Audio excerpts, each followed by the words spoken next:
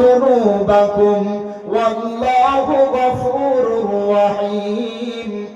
মহান আল্লাহ বলছেন, হে নবী আপনি মানুষদেরকে বলে দেন, তোমরা যদি আল্লাহকে ভালোবাসতে চাও, তোমরা যদি আল্লাহকে ভালোবাসতে চাও, তাহলে আমি নবী আমার অনুসরণ করো।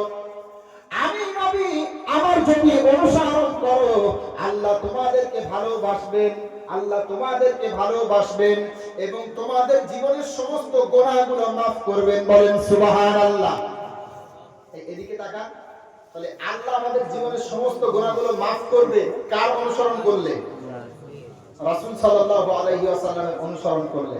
তাহলে রাসূল সাল্লাল্লাহু আলাইহি ওয়াসাল্লামের অনুসরণ নিয়ে সংক্ষিপ্ত আলোচনা করব ইনশাআল্লাহ। আমল করবেন তো? 24 ঘন্টার আমল আমি আপনাদের সামনে বলবো। তো আমি একটু রাত্রি থেকে শুরু করব,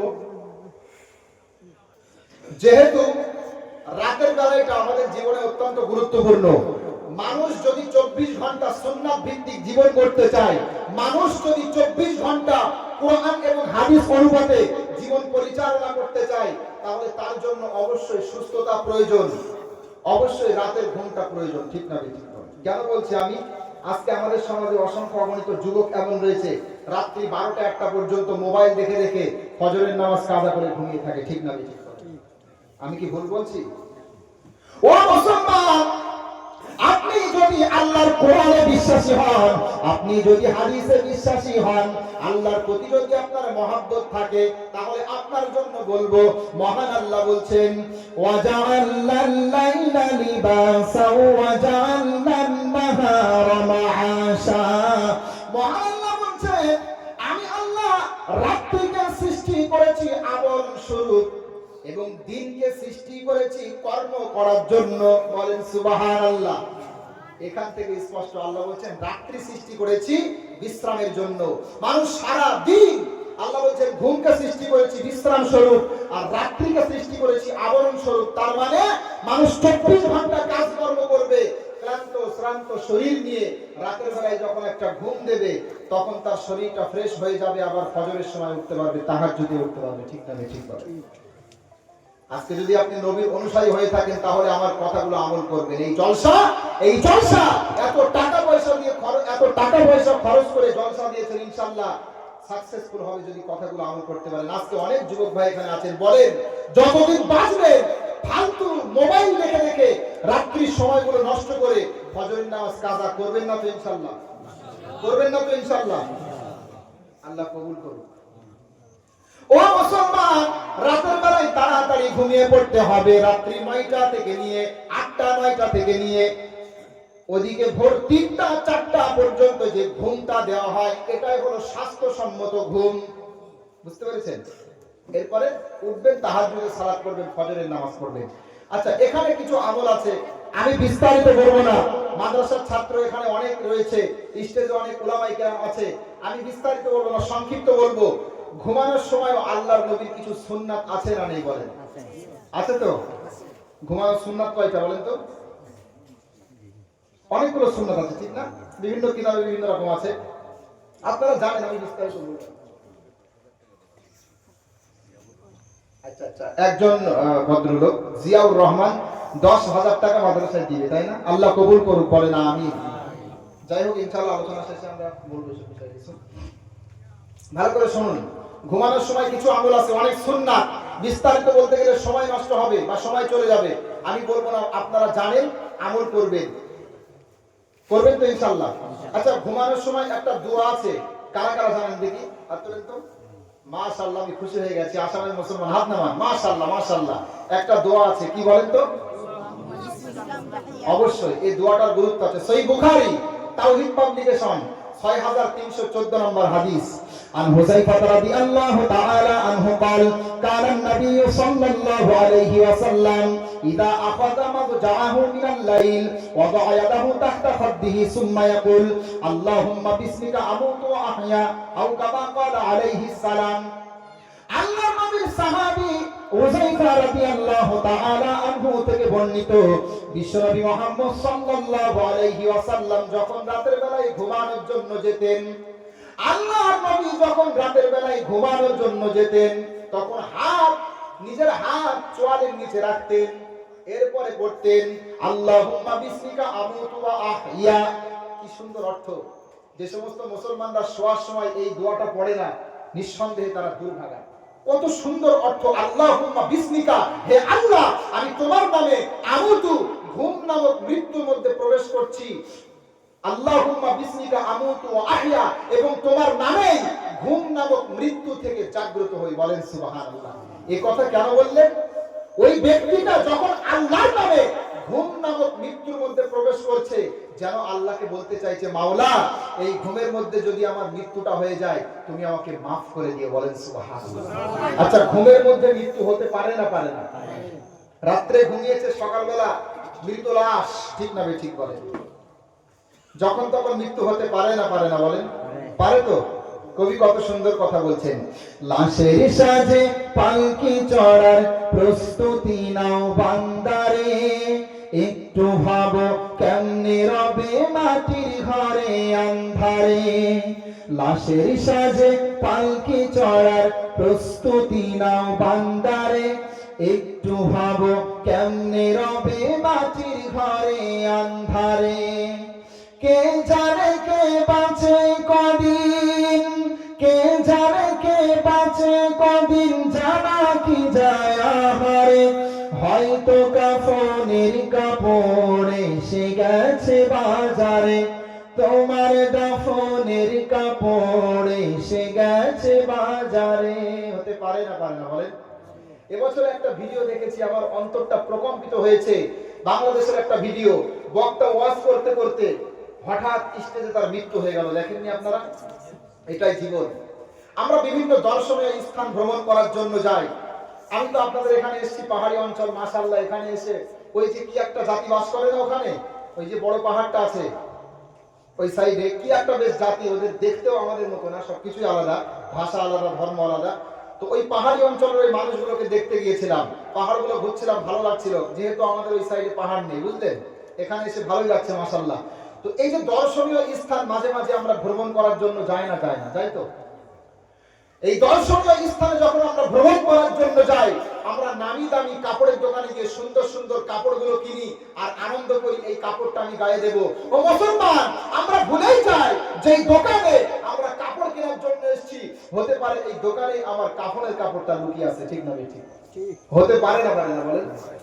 তাই তো কবি বলছেন, তোমার দাফনের কাপড় এসে গেছে বাজারে, হয়তো কাফনের কাপড় এসে গেছে বাজারে।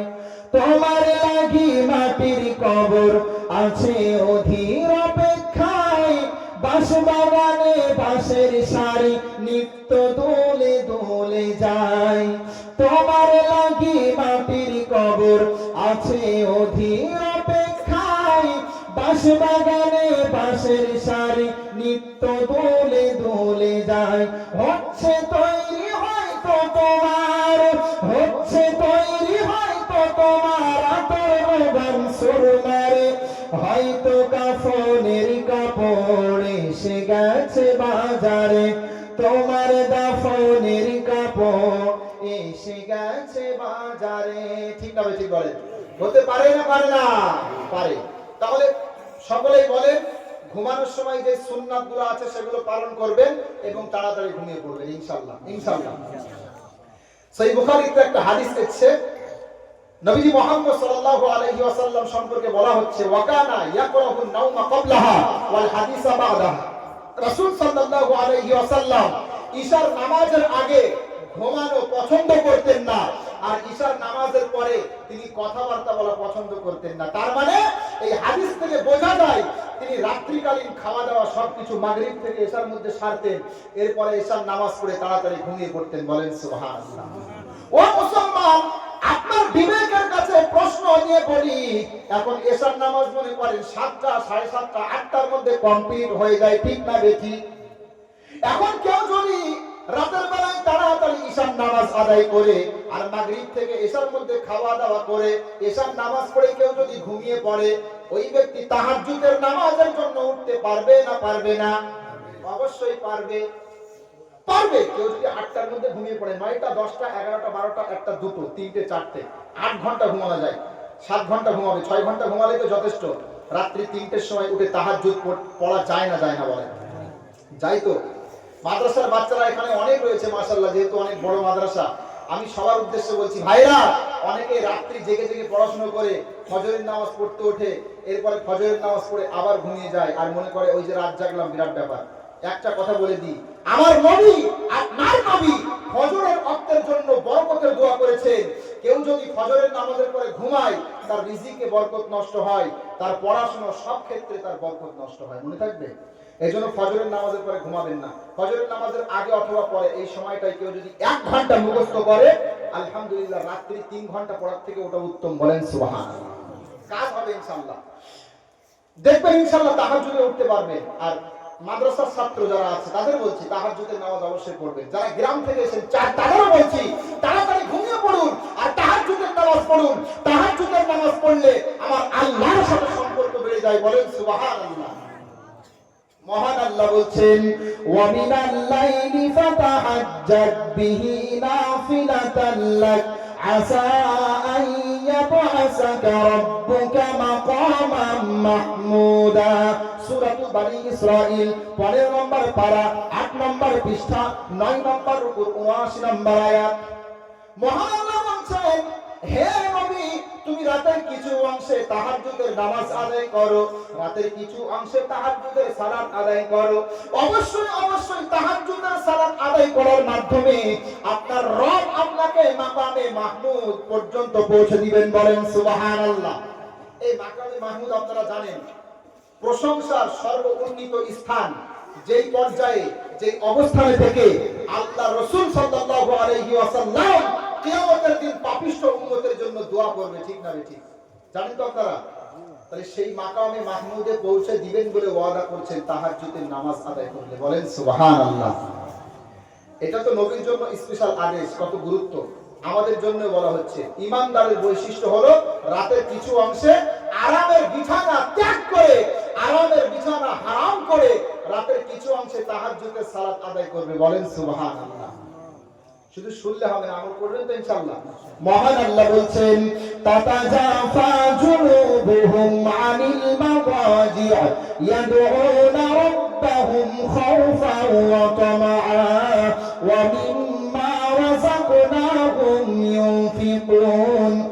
মহান আল্লাহ বলছেন, ঈমানদারের বৈশিষ্ট্য হলো ঈমানদার রাতের কিছু অংশে, ঈমানদার রাতের কিছু অংশে আরামের বিছানা ত্যাগ করে দিয়ে, আরামের বিছানা ত্যাগ করে দিয়ে আল্লাহর ভয় অন্তরের মধ্যে রেখে, আশা আল্লাহর অন্তরের মধ্যে রেখে, আল্লাহর প্রতি ভরসা অন্তরের মধ্যে রেখে, ভয় অন্তরের মধ্যে রেখে আরামের বিছানা ত্যাগ করে তাহাজ্জুদের সালাত আদায় করে, বলেন সুবহানাল্লাহ।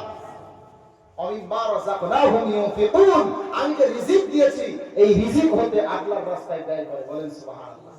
এই তাহলে সকলে ওয়াদা করেন, এই আপনারা তো সকলেই তাহাজ্জুদ গুজার বান্দা নাকি? সকলেই তো তাহাজ্জুদের নামাজ পড়েন নাকি? বলে হুজুর তাহাজ্জুদের নামাজ 5 ওয়াক্তের নামাজই তো বেশিরভাগ মানুষ পড়ে না, তাহাজ্জুদ। এই আপনাদের সমাজে কি বেনামাজি আছে? হুজুর বেনামাজি আছে এখানে? আমাদের মুসলিম যারা আছে না, আমাদের মধ্যে দুইটা গ্রুপ আছে, একটা সংখ্যালঘু, একটা সংখ্যাগরিষ্ঠ। যারা সংখ্যাগরিষ্ঠ তারা হলো বেনামাজি, আর যারা আমরা সংখ্যালঘু তারা হলো নামাজি। বুঝলেন কি বললাম? কষ্ট পাবেন না আমার কথায়। ও মুসলমান, আজকে কিছু কথা আমি বলবো যেগুলো আপনাদের জীবনে কাজে লাগবে। তাহাজ্জুদের সালাত আদায় করবেন কেন জানেন? একটা হাদিস আমি শোনাবো, ভালো করে শুনবেন হাদিসটা। আমাদের জীবন পরিবর্তনের জন্য এই একটা মাত্র হাদিস যথেষ্ট, ভালো করে শুনবেন হাদিসটা। মাদ্রাসার ছাত্র তাদেরকেও বলছি, গ্রামের যারা আছেন তাদেরকেও বলছি, একটা হাদিস ভালো করে শুনবেন, আমার আপনার জীবন পরিবর্তনের জন্য যথেষ্ট ইনশাআল্লাহ। হাদিসটা আছে সহিহ বুখারী 2 নম্বর খণ্ড, কিতাবুদ দাওয়াত।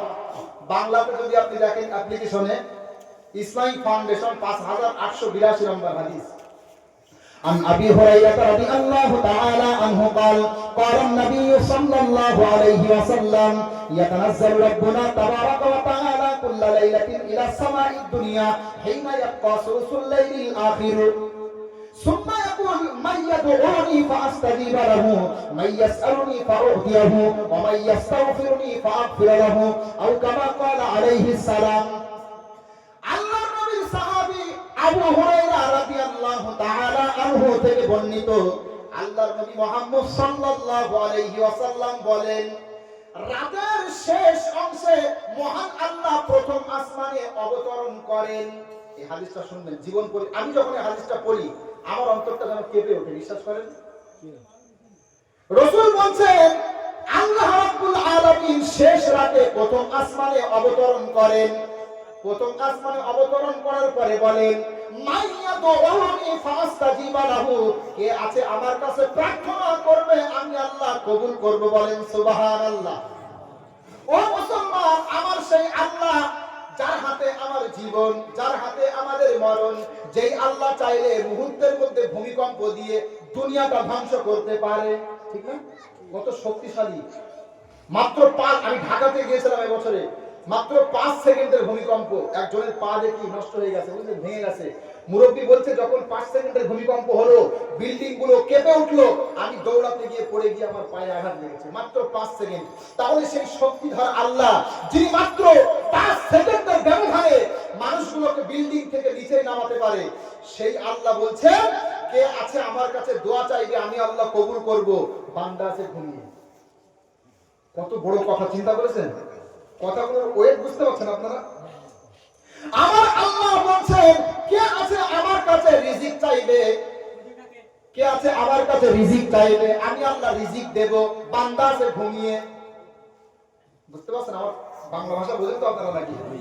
কথা বুঝতে পারছেন না কারা কারা? দেখি হাত তোলেন তো, একটু শুনে হাত তুলবেন।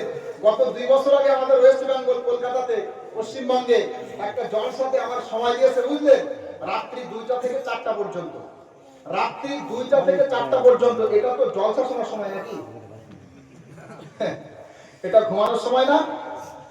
রাত্রি 2টা থেকে নিয়ে 4টা পর্যন্ত সময় আমি আলোচনা করতে করতে শ্রোতারা আমার প্রতি কতটা মনোযোগী আছে, কতটা অ্যাক্টিভ আছে, এটা জাস্টিফাই করার জন্য আমি বললাম কারা কারা জাহান্নামে যাবেন হাত তোলেন। অনেকে দেখতে তুলেছে,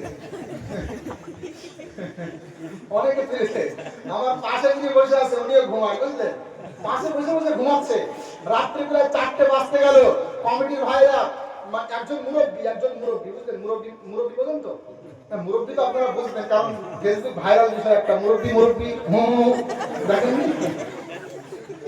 আমি আমাদের ওয়েস্ট বেঙ্গল, আপনারা তো মাশাআল্লাহ আসামে হয়তো এগুলো দেখেছেন, যেহেতু আসামিরাও বাংলা ভাষাকে ফলো করে, ঠিক না? বিভিন্ন বক্তব্য আপনারা দেখেন। তো আমি এক জায়গায় জলসায় গিয়ে বসে আছি, কিছু ছোট ছোট বাচ্চা এসে আমাকে বলছে মুরব্বী। আমি বলছি বলে কেন? তারপরে খোঁজ খবর নিয়ে দেখলাম বিষয়টা আসলে ইউটিউবে ফেসবুকে একটা বিষয় ভাইরাল হয়েছিল। বাংলাদেশের একজন বক্তা ওয়াজ করছে আর একজন মুরব্বী মানুষ উঠে যায়। এখন বিভিন্ন প্রাকৃতিক প্রয়োজন থাকতেই পারে, তো উনি যখন উঠে যাচ্ছে তখন বক্তা বলছে মুরব্বী মানে একটু যায়েন না, আর এইটাকে ভাইরাল করে দিয়েছে, বুঝলেন?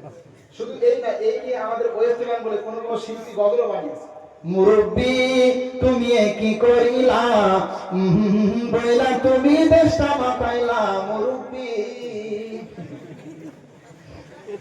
কত রকম ভণ্ডামি আমি দেখবো ভাই, কি বলবো, নিজের চোখে অনেক ভণ্ডামি দেখেছি, বুঝলে। আমি বলবো না, আমি আমার মূল কথা বলি। তো পাশে একজন মুরব্বী বসে ঘুমায়, বলছে হুজুর আলোচনা শেষ করলে ভালো হতো। আমি বললাম হ্যাঁ অবশ্যই ভাই, আমিও তো চাই আলোচনা শেষ করি, কারণ রাত 4টে বেজে যাচ্ছে। পাশ থেকে একজন কমিটির ভাই বলছে হুজুর এত টাকা পয়সা খরচ করে স্টেজ সাজিয়েছি, এত টাকা পয়সা খরচ করে প্যান্ডেল সাজিয়েছি, এত তাড়াতাড়ি শেষ করলে চলবে না, ফজরের আযান পর্যন্ত চালান। আমাদের ওয়েস্ট বেঙ্গলের জলসা আপনারা জানেন, রাত্রি 2টা 3টা 4টা ফজরের আযান পর্যন্ত জলসা হয়, বিশ্বাস করেন। আপনাদের আসামে এসে আমি খুশি হয়ে গেছি, এখানে মাগরিবের পরে প্রধান বক্তা হয়, এশার মধ্যেই জলসা শেষ হয়ে যায়, আমি শুনে খুব খুশি হয়েছি। তবে মাশাআল্লাহ অনেক সময় আবার একটু কোনো জায়গায় হয়তো বেশি রাত্রি হয় আর কি। যাই হোক মাশাআল্লাহ আপনাদের সিস্টেমটা আমার খুব পছন্দ হয়েছে, বুঝলেন, এটা দরকার। সারা রাত জলসা করলাম, ফজরের নামাজ কাজা হবে, লাভ হবে? কোনো লাভ হবে না। যাই হোক, তো যে কথা বলতে বলতে এখানে আসলাম, এখন তাহাজ্জুদের সালাতের যে বিষয়টা বলছিলাম, আমার আল্লাহ বলছে কে আছে আমার কাছে রিজিক চাইবে, আমি আল্লাহ রিজিক দেব। বান্দা আছে ঘুমিয়ে, এটা লজ্জার বিষয়। এরপরে আল্লাহ বলছে কে আছে আমার কাছে ক্ষমা চাইবে, আমি আল্লাহ তাকে ক্ষমা করব। আর আমরা যারা হতভাগা বান্দা, পাহাড় গোড়া মাথায় নিয়ে ঘুমিয়ে আছি, পাহাড় গোড়া মাথায় নিয়ে ঘুমিয়ে আছি। আল্লাহ বলছেন ডাকো, আমি ক্ষমা করব, আমরা আছি ঘুমিয়ে। এটা লজ্জাজনক বিষয়। আজকে থেকে ওয়াদা করেন যতদিন বাঁচবেন নিজের গুনাহের জন্য মাঝে মাঝে রাত্রের শেষ অংশে, বিশেষ করে শীতকালের রাত তো অনেক বড়, আর আপনাদের এখানে তো মাশাআল্লাহ মাগরিবের রক্ত আরো আগে, আমাদের থেকে আগে, মানে রাত্রি এখানে আরো বড়, আপনাদের এখানে রাত্রিটা আরো বড়। সুতরাং কেউ যদি ঈশার নামাজের পরে ঘুমিয়ে পড়ে তাহলে ওই ব্যক্তির জন্য তাহাজ্জুদের নামাজ আদায় করা কোনো কঠিন না। আজকে থেকে ওয়াদা করেন মাঝে মাঝেই তাহাজ্জুদের নামাজ পড়বেন আর চোখের পানি ফেলে আল্লাহর কাছে দোয়া করবেন। করবেন তো ইনশাআল্লাহ? করবেন তো ইনশাআল্লাহ? সেজদায় নত হও অশ্রু ছড়ো প্রভুর শরণে হৃদয় গড়ো। সেজদায় নত হও অশ্রু ছড়ো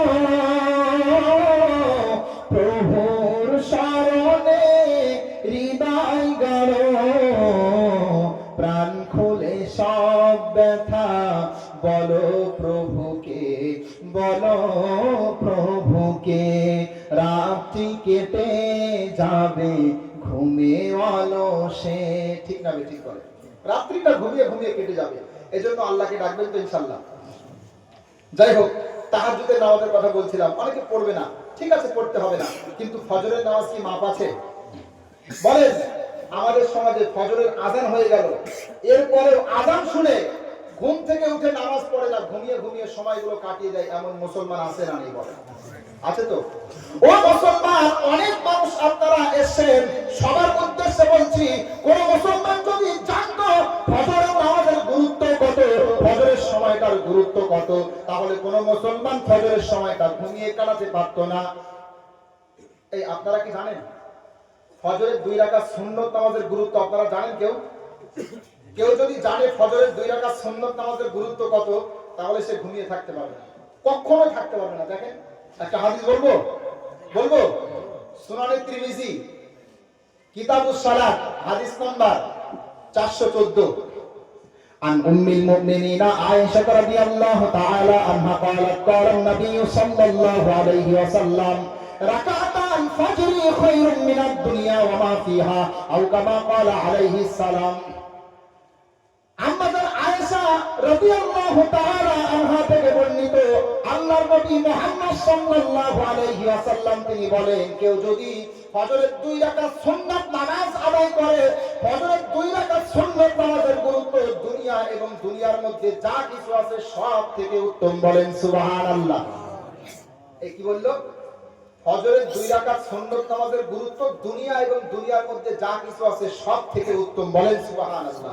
তার মানে যে ব্যক্তি সকালবেলা উঠে 2 রাকাত ফজরের সুন্নাত নামাজ আদায় করলো, গোটা দিনের মধ্যে সর্বোৎকৃষ্ট কাজ দুনিয়া এবং দুনিয়ার মধ্যে যা কিছু আছে সব থেকে উত্তম কাজটা তার করা হয়ে গেল। বলেন সুবহানাল্লাহ। যারা নামাজ পড়ি আমরা, তাদের অন্তরটা খুশি হয়ে যাবে। আচ্ছা আপনারা বলেন তো, ফজরের সুন্নাত নামাজের গুরুত্ব যদি এই হয়, তাহলে ফজরের ফরজ নামাজের গুরুত্ব কতটা বেশি হবে? বেশি হবে না? আরো বেশি হবে। কেমন বেশি জানেন? যারা নামাজ পড়ি আমাদের অন্তরটা এবার খুশি হয়ে যাবে। দেখেন আল্লাহ বলছেন, যারা ফজরের নামাজ আদায় করে, যারা ফজরের সালাতের মাধ্যমে কুরআন তেলাওয়াত করে, এই সময়টা আল্লাহর কাছে সাক্ষী বহন করে। বলেন সুবহানাল্লাহ।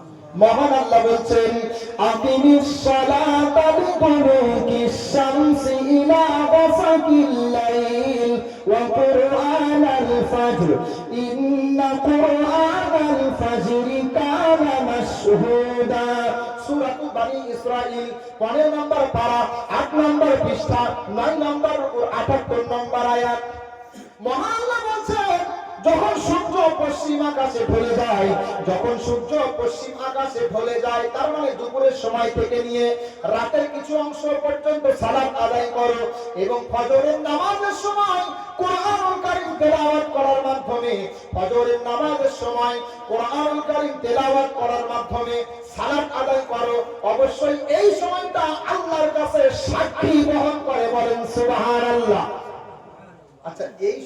আল্লাহর কাছে সাক্ষী বহন করে। তার মানে এখানে আরেকটা হাদিস আপনাদেরকে শুনতে হবে। হাদিসটা শুনলে এই আয়াতের তাফসীরটা ভালো করে বোঝা যাবে। হাদিসটা আপনারা সকলেই জানেন, বিখ্যাত হাদিস, তারপরে স্মরণ করিয়ে দিই আমি। সহিহ বুখারী প্রথম নম্বর খণ্ড, যদি আপনি বাংলা অ্যাপ্লিকেশনে দেখেন তাহলে তাওহীদ পাবলিকেশন 555 নম্বর হাদিস। কত নম্বর বললাম? 555। এই হাদিস এখানে কি পড়ানো হয় মাদ্রাসায় নাকি? যাক মাশাআল্লাহ, আমি খুশি হয়ে গেছি। ছাত্ররা যারা আছে, বড় বড় স্টুডেন্ট, তাদের বলছি আল্লাহ রাসূলের মহব্বত ভিতরে আছে তো নাকি? সাল্লাল্লাহু আলাইহি ওয়াসাল্লাম। যদি মহব্বত থাকে তাহলে হাদিস একটু ভালো করে বোঝার চেষ্টা করবেন। আজকে আমাদের আলেম সমাজের একটা বড় দুর্ভাগ্যজনক বিষয় হলো হাদিস এবং কোরআন ভালো করে না বুঝে বক্তা হওয়ার কারণে সমাজে অনেক ক্ষতি হয়েছে, ঠিক না বলেন? পড়াশোনা না করে বক্তা হয়ে সমাজকে বিভ্রান্ত করেছে এমন মৌলবী আছে না বলেন? এই জন্য খুব সাবধান, ভালো করে চর্চা করবেন। বাংলা অ্যাপ্লিকেশনে দেখবেন 555 নম্বর হাদিস, সহিহ বুখারী তাওহীদ পাবলিকেশন। عن أبي هريرة رضي الله تعالى عنه قال قال النبي صلى الله عليه وسلم يتعاقبون فيكم ملائكة بالليل وملائكة بالنهار ويجتمعون في صلاة الفجر وصلاة العصر ثم يخرج الذين باتوا فيكم فيسألهم ربهم وهو أعلم كيف تركتم عبادي فيقولون تركناهم وهم يصلون وآتيناهم وهم يصلون أو كما قال عليه السلام। ভালো করে বোঝার চেষ্টা করবেন, এই হাদিসটা ভালো করে শুনবেন। আমরা যারা 5 ওয়াক্তের নামাজ আদায় করি ইনশাআল্লাহ আমাদের অন্তরটা খুশিতে ভরে যাবে। ভালো করে হাদিসটা শুনবেন। আমরা যারা 5 ওয়াক্তের নামাজ আদায় করি, রাসূল সাল্লাল্লাহু আলাইহি ওয়াসাল্লামের বিখ্যাত সাহাবী আবু হুরায়রা রাদিয়াল্লাহু তাআলা আনহু বলছেন, আল্লাহর নবী বলেন, তোমাদের মাঝে আল্লাহর ফেরেশতারা পালাক্রমে আসতে থাকে।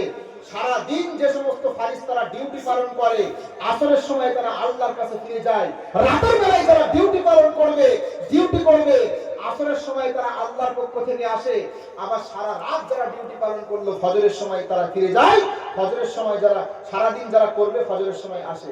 এইভাবে এই দুইটা টাইম আল্লাহর ফেরেশতারা প্রথম আসমানে আসে, আমাদেরকে দেখেন। এখন তারা যখন আল্লাহর কাছে ফিরে যায়, আমার আল্লাহ জিজ্ঞাসা করেন, কাইফা তারাকতুম ইবাদি, আমার বান্দাদেরকে তোমরা কোন অবস্থায় রেখে আসলে? তখন ফেরেশতারা উত্তর দিয়ে বলছে, তারাকনাহুম ওয়া হুম ইউসাল্লুন ওয়া আতাইনাহুম ওয়া হুম ইউসাল্লুন। ওগো আল্লাহ, আসরের নামাজের সময় যখন তাদেরকে রেখে আসলাম দেখলাম নামাজ পড়ছে, আবার যখন ফজরের সময় তাদের কাছে গিয়েছিলাম তখনও দেখলাম তারা সালাত আদায় করছে। বলেন সুবহানাল্লাহ। তাহলে যারা আমরা সালাত আদায় করি আমাদের জন্য খুশির বিষয় না খুশির বিষয় না? বলেন খুশির বিষয়। এখন আমরা যারা নামাজ পড়ি না, আমাদের বিষয়ে তো ফেরেশতারা মোটামুটি আমাদের কাছ থেকে একটু ঘুষ খেয়ে আল্লাহর কাছে মিথ্যা কথা বলবে নাকি? কি মনে হয় আপনাদের? ফেরেশতারা তো মিথ্যা কথা বলবে নাকি? ফেরেশতারা অপরাধের কাজ করেন না, মিথ্যা বলবেন না। আপনি যদি ফজরের সময় ঘুমিয়ে থাকেন, আপনি যদি আসরের সময় সময়টা নষ্ট করেন, অবশ্যই আপনার ব্যাপারে আল্লাহর কাছে ভুল ফেরেশতারা সঠিক কথাটাই বলবে, আপনি যা করছিলেন তা। লজ্জা, এটা আমাদের জন্য লজ্জা। আল্লাহ ডাকছেন নামাজের জন্য, আর আমরা আছি ঘুমিয়ে। ফজর কাটিয়ে দেয় ঘুমের ঘরে, আর জোহর কাজে কাজে, আসর খেলায় ধুলায়, মাগরিব মাঝে মাঝে। ঠিক না? ঠিক বলেন। একটা বিখ্যাত গজল আছে এই নিয়ে, নামাজকে বলো না কাজ আছে, কাজকে বলো আমার নামাজ আছে। ঠিক না? ঠিক। এই গজলটা শুনেন কি আপনারা? বিখ্যাত গজল, আমার সাথে বলেন, নামাজকে বলো না কাজ আছে, কাজকে বলো আমার নামাজ আছে। আমিও বলতে পারবো যে আসামে গিয়েছিলাম, ভাইরা আমার সাথে গজল বলেছিল, আমার খুব ভালো লাগবে। আমি প্রথম এসেছি এবছরে, বিশ্বাস করেন আমার খুব ভালো লাগছে। আপনাদের এখানে জলসায় প্রচুর লোক হয়, মাশাআল্লাহ, আমি খুশি হয়ে গেছি। বিশ্বাস করেন, আমাদের তো ওয়েস্ট বেঙ্গল থেকে মুসলিম সংখ্যা এখানে অনেক কম, তারপরে আপনারা এত মাহফিলে লোক আসছেন, বাস্তব কথা ভালো লাগছে আমার। তাই কবি বলছেন, আমার সাথে বলবেন, ভালো লাগবে। সবাই গাইবেন তো ইনশাআল্লাহ? নামাজকে বলো না কাজ আছে, কাজকে বলো আমার নামাজ আছে। নামাজ বিহীন পরপারে কি জবাব দিবে তুমি প্রভুর কাছে? যারা নামাজ পড়েন না, আগে একটু এগিয়ে আসেন, জায়গা হচ্ছে না, সবাই আগে দেওয়ার পিছনে মানুষ সবাই আসবে। আগে দিয়ে ভাগ মারো, ভাগ মারো। এই খালি জায়গাগুলো পূরণ করে। এই খালি জায়গা মারো। পিছনে যারা দাঁড়িয়ে এই আছে, পিছনে মারো আগে আসো। আর মারো। এই যারা আগো, আগো। শুনো আর আগো। মাঝের গ্যাপ মারো। হ্যাঁ এগিয়ে আসেন, এগিয়ে আসেন।